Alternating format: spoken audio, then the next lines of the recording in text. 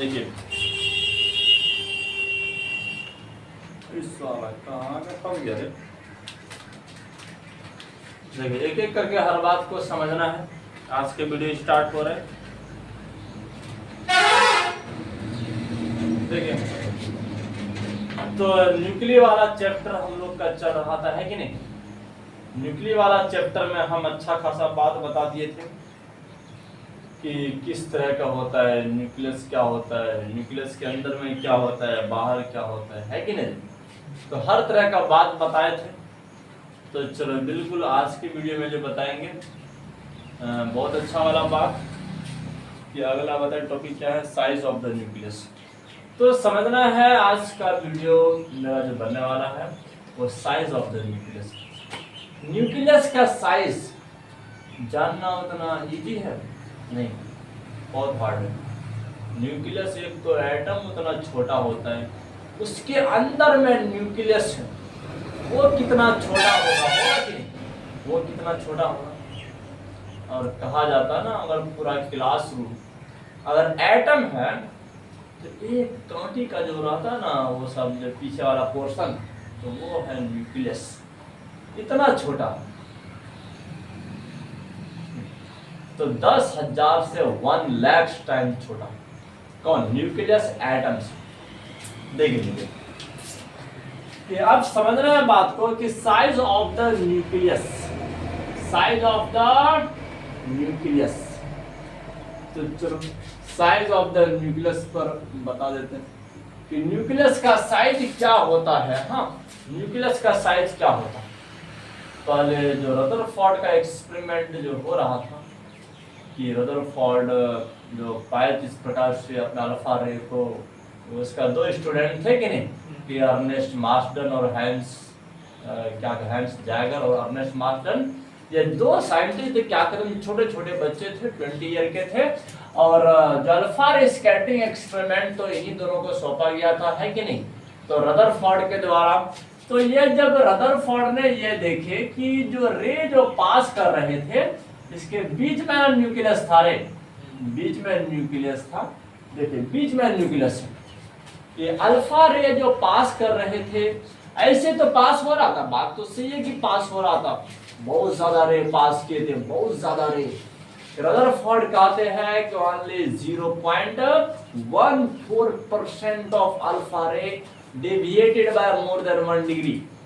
बच्चों सिर्फ 0.14% ही अल्फा रे 1 डिग्री से ज्यादा पर डेविएट कर रहे थे कि नहीं, बहुत ज्यादा। जानते हो एटम का साइज न्यूक्लियस के कंपैरिजन में बहुत ज्यादा होता है। क्या होता है, बहुत ज्यादा होता है।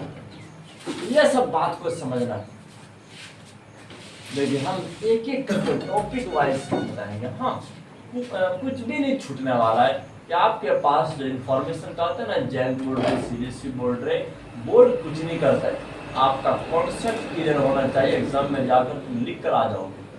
हाँ, समझना है बात को कि जब अल्फा रे पास कर रहे थे तो बिल्कुल अनडेविएटेड जा रहे थे, अनडेविएटेड। जानते हो डेविएशन जो शुरू हुआ था, रास्ता से मुड़ना जो शुरू हुआ था, इतना नजदीक, यह सब में तो कोई डेविएशन ही नहीं था, है कि नहीं, कोई डेविएशन नहीं। यहां तक कि यह सब में कोई डेविएशन नहीं था, कोई डेविएशन नहीं था। इससे नजदीक से नजदीक जाते बहुत ज्यादा नजदीक चले गए तो 0.14% डेविएट किया 1 डिग्री से, मोर देन 1 डिग्री से। अब ये जो क्लोजेस्ट अप्रोच है, सबसे नजदीक से जो पास किए थे वो 4 × 10⁻⁻14 मीटर डिस्टेंस, -14 मीटर डिस्टेंस, ये क्लोजेस्ट अप्रोच। इतना निकटता से 2 रे को पास कर दिए थे, कौन, रदरफोर्ड। समझ सकते हो आखिर न्यूक्लियस का साइज। अब तो कोई भी बोल सकता है कि साइज इससे छोटा ही होगा, तो इससे छोटा होगा। सोचो ये डायमेंशन क्या तुम्हें तो बड़ा लग रहा है, 4 × 10⁻⁻14 बड़ा है रे, नहीं ये तो अपने छोटा है। तो न्यूक्लियस का साइज इससे भी छोटा माना गया, इससे भी छोटा। तो समझना है, देख लीजिए, अकॉर्डिंग टू रदरफोर्ड देखिए रदरफोर्ड के अनुसार याद रखना है, देखिए रदरफोर्ड के अनुसार देख लीजिए साइज ऑफ द न्यूक्लियस जो होता है, साइज ऑफ न्यूक्लियस, न्यूक्लियस का जो साइज होता है इज लेस देन, बात को समझना है, इज लेस देन किससे छोटा होता है, 4 × 10⁻⁻14 मीटर से भी छोटा होता है, अप्रॉक्स 10⁻15 से 10⁻14 माना गया, इन्हीं दोनों के बीच में होता है, इतना छोटा, इतना नजदीक से जाने पर कोई डेविएशन नहीं हो रहा, इससे नजदीक जाते तब 1 डिग्री से डेविएट हो रहा। तो बात तो यही है कि नहीं। अगर किसी इंसान क्या कहते, कोई इंसान पर तुम ईटा चलोगी और ईटा तुम देख लो इतना सेपरेशन से दे रहे, उससे नहीं टकरा रहे, इससे ज्यादा वो इससे भी कम सेपरेशन करोगे तब टकरा रहे, इसका मतलब इससे पतला हुआ वो इंसान मरे, पतला हुआ है कि नहीं। तो बिल्कुल इसी तरह से रदरफोर्ड क्या कर रहे थे, न्यूक्लियस का साइज पता कर, हर प्रकार का मेजरमेंट टेक्नोलॉजी था, इलेक्ट्रोस्कोप यूज कर रहे थे, तो सिर्फ सेपरेशन को पता करने के लिए कि कितना निकटता से मेरा रे जा रहा है और नहीं टकरा रहा है कि नहीं। जो मिनिमम कितना था 4 × 10⁻⁻14 मीटर था, इससे भी कम माना गया न्यूक्लियस का साइज। हाँ, और न्यूक्लियस के अंदर में जो प्रोटॉन और न्यूट्रॉन होता है इतना ज्यादा डेंसली वो पैक होता है, इतना ज्यादा डेंसली पैक होता है कि तुम सोच भी नहीं सकते, बहुत ज्यादा टाइटली पैक होता है, टाइटली पैक। तो बच्चों इतना ज्यादा निकटतम से होता है, इसका डेंसिटी बहुत ज्यादा डेंसिटी होता है। वाटर का डेंसिटी कुछ भी नहीं है न्यूक्लियस के डेंसिटी के कंपेरिजन में।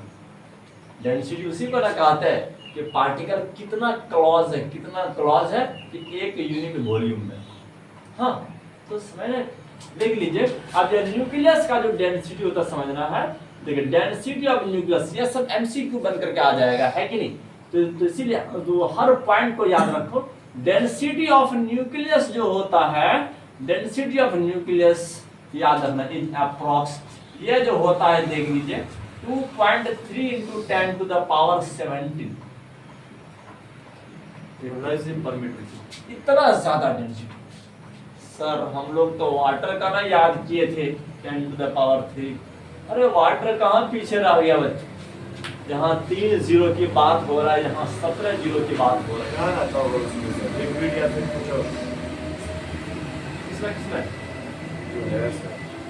न्यूक्लियस में, अरे इसमें सिर्फ प्रोटॉन और न्यूट्रॉन। हाँ, लेकिन प्रोटॉन और न्यूट्रॉन इतना डेंसली पैक है, इतना डेंसली कि कुछ फेम्टोमीटर के अंदर में आ जाता है। फेम्टोमीटर समझते हो, 10⁻⁻15 को कहते हैं फेम्टोमीटर। हाँ, इसको कहते हैं एफएम। देखिए, हाँ, मतलब कि न्यूक्लियस का डायमेंशन इसी में आता है, फेम्टोमीटर में मापा जाता है। फेम्टोमीटर में इतना छोटा डायमेंशन होता है, और उतने छोटा में सोच लीजिए कि आपका अगर हम सोडियम ले लेंगे, इसके पास 11 प्रोटॉन 12 न्यूट्रॉन, है कि नहीं। और इतना ज्यादा 12 11 33 हो गया, 33 पार्टिकल इतने का डिस्टेंस में, और वो भी इतना ज्यादा डेंसली पैक है, मत पूछिए। इसका डेंसिटी देखिए, बात कीजिए डेंसिटी देखकर, 2.3 × 10⁻17 kg पर मीटर, इतना। देखिए और समझना है। और थोड़ा सा वाटर का लिख देते हैं, वाटर का देख लीजिए,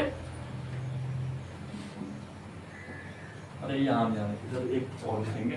देखिए समझने के एंड अब बिल्कुल याद रखना बच्चों। और डेंसिटी ऑफ वाटर तो यही ना पढ़े हैं हम लोग, डेंसिटी ऑफ वाटर तो यही ना पढ़े हैं। दोनों में कंपैरिजन करके देख, 10⁻3 kg पर मीटर, तो इसमें ये वाला देख लीजिए, है कि नहीं। तो कहाँ है जमीन आसमान की बात हो रहा है कि नहीं। वाटर का डेंसिटी देखो और इसका डेंसिटी देखो, तो तब सोचिए कि प्रोटॉन और न्यूट्रॉन कितना ज्यादा डेंसली पैक होगा ना रे, कितना ज्यादा डेंसली पैक होगा। इसीलिए तो अल्फा रे का भी हालत खराब कर दिया, है कि नहीं।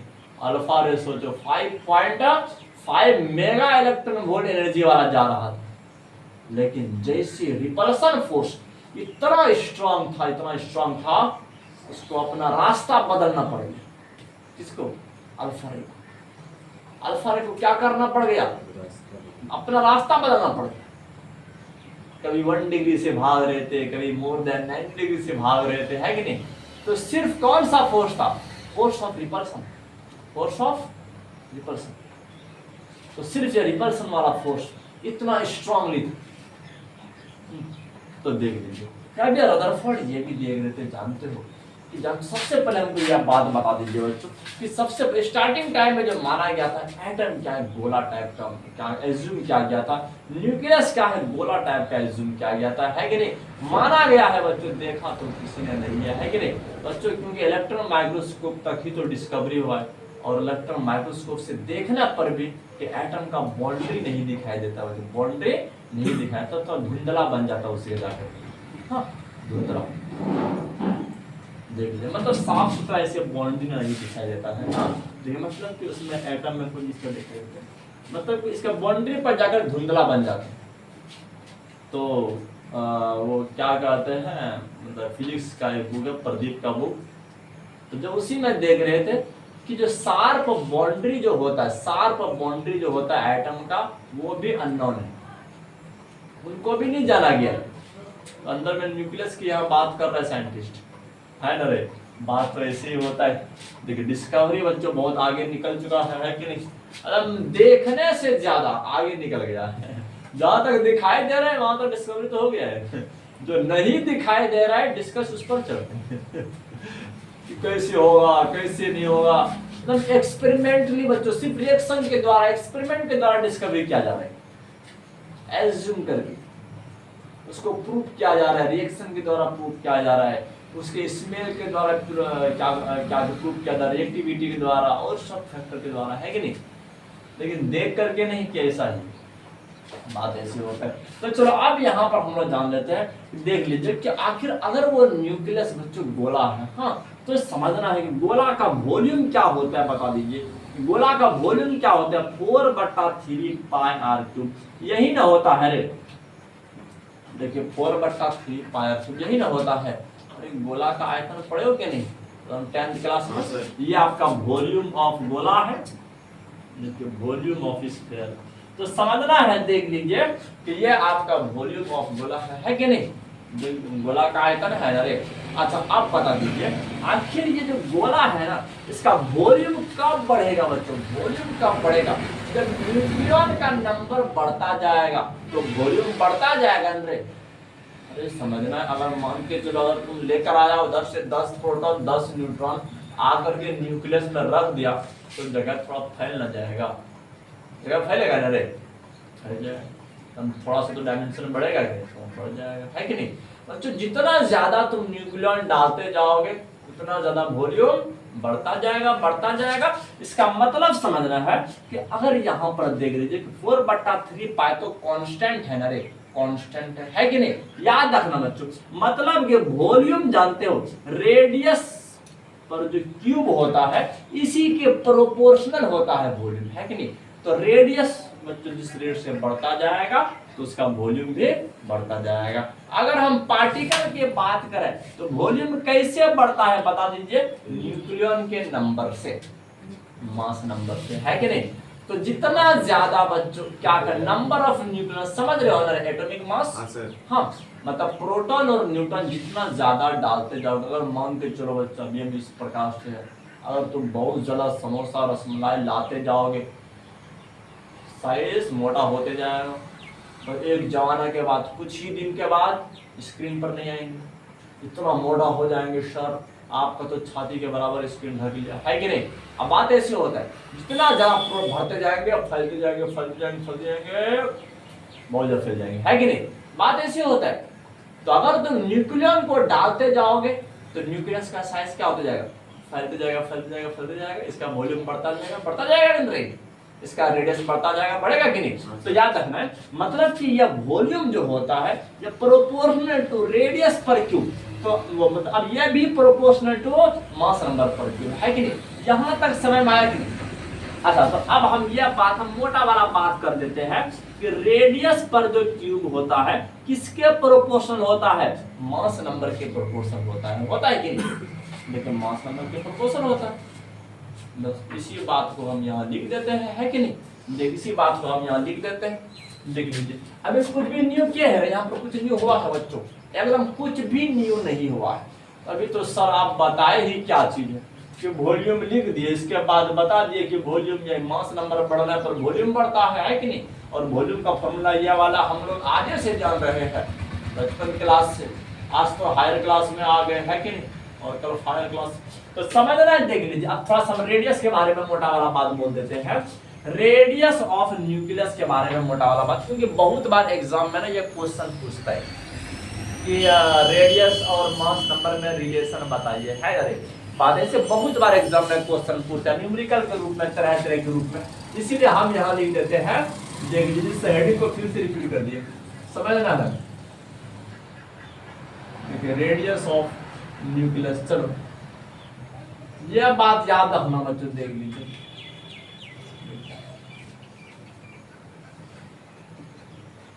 इस बात को समझना कि क्यूब ऑफ रेडियस, कि क्यूब ऑफ रेडियस जो होता है, क्यूब कहां से आया है बच्चों? वॉल्यूम से आया है। कहां से आया है? वॉल्यूम से। तो याद रखना कि cube of radius is proportional to, याद रखना है, इज प्रोपोर्शनल टू, याद रखना है।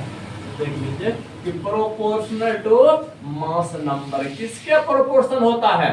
मास नंबर के प्रोपोर्शनल होता है। हाँ बिल्कुल याद आना, इस प्रकार से बोल सकते हो, है कि नहीं? तो देख लीजिए कि अब ये जो आर क्यूब आया है कहां से आया है? वॉल्यूम से आया है। कहां से आया है? वॉल्यूम से। मतलब देख लीजिए, नहीं तो बच्चों क्या है, एक लाइन लिख देते हैं। तो v बराबर, देख लीजिए बच्चों, v बराबर क्या होता है बोल दीजिए। तो 4/3 पाई आर क्यूब है ना रे? देखिए 4/3 पाई आर क्यूब होता है कि नहीं? तो बच्चों वॉल्यूम समानुपाती होता है लेकिन मास नंबर का होता है। जितना ज्यादा मास नंबर बढ़ता जाएगा उतना वॉल्यूम बढ़ता जाएगा, है कि नहीं? देखिए अगर वॉल्यूम प्रोपोर्शनल है इसका, तो वॉल्यूम तो आर क्यूब से जुड़ा हुआ है। आर क्यूब प्रोपोर्शनल टू ए लिख सकते हैं कि नहीं? लिख सकते हैं, है ना रे? ये सब बात को कौन कहेगा सर नहीं लिख सकते? एकदम सिंपल वाला बात है कि नहीं? तो वॉल्यूम बराबर, ये फॉर्मूला पर डाउट हो रहा है रे? ये मैथ में पढ़ लिए हो, ठीक है? हाँ तो समझना बच्चों, जैसे मैथ का है कि नहीं? बोलोगे सर आप तो साइंस वाले हैं तो मैथ से तो कभी बार हो सकता, अरे ऐसा बात नहीं है। अब यह सब तो हमारा फिजिक्स में भी काम आते रहता है कि नहीं? आप समझना है, अगर यह प्रोपोर्शनलिटी को तोड़ना रहे तो किसका यूज करते हैं पता है बच्चों?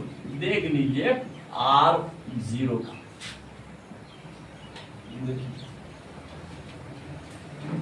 R0 का यूज करते, किसका? R0 का यूज करते हैं। लेकिन इससे पहले हम एक बात और बता देते हैं, तब उसके बाद प्रॉब्लम तोड़ देंगे। हाँ तो यहाँ पर हमको यह बात बता दीजिए, अगर ये क्यूब अगर उधर जाएगा तो किसमें बदल जाएगा? क्यूब अगर 3 उधर जाएगा तो 1/3 में बदलेगा कि नहीं? देखिए अगर 2 जाता है तो 1/2 में बदलता है, रूट में बदलता है। अगर क्यूब जाएगा तो किसमें बदलेगा? 1/3 में बदलेगा। अच्छा आप यहाँ हमको बता दीजिए, तो देखिए अब इस प्रोपोर्शनलिटी को अगर तोड़ेंगे ना तो R0 का यूज करते हैं, इस तरह हम लोग यूज करते हैं। हाँ तो समझना है, into a to the power 1/3 ये रेडियस का फॉर्मूला बच्चों हमेशा याद रखना है। यहाँ पर R0 ना वो कांस्टेंट है, क्या है? कांस्टेंट है, क्या है? कांस्टेंट। तो समझना, अब ये जो R0 जो देख रहे हो ये क्या है? कांस्टेंट है, कांस्टेंट। तो बात को समझना है, देखिए वेयर लिख देते हैं, वेयर R0 जो कांस्टेंट है इसका वैल्यू होता है बच्चों 1.2 into 10 to the power 15।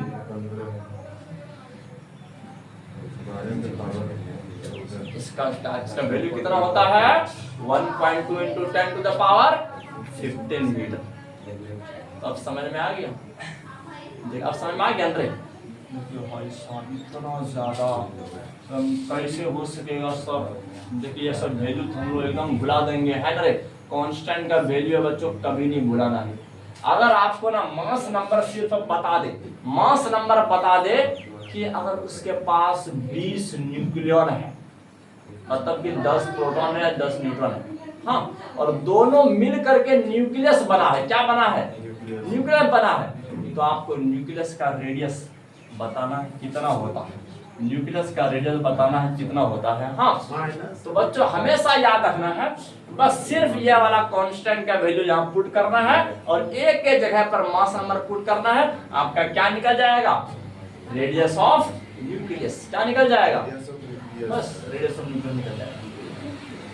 तो एकदम उसमें बन जाएगा, बन जाएगा।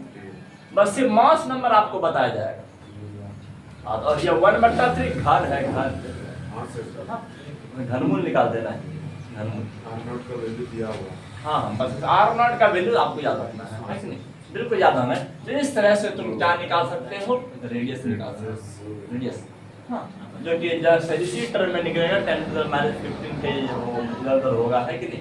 बच्चों याद रखना है कि और इस वैल्यू को जानते हो फेम्टोमीटर कहते हैं। तो 1 फेम्टोमीटर जो होता है 10⁻⁻15 मीटर ही होता है। इसको बच्चों फेम्टोमीटर कहते हैं। क्या कहते हैं रे? फेम्टोमीटर। क्या कहते हैं? फेम्टोमीटर। हाँ, याद रखना है, देख लीजिए।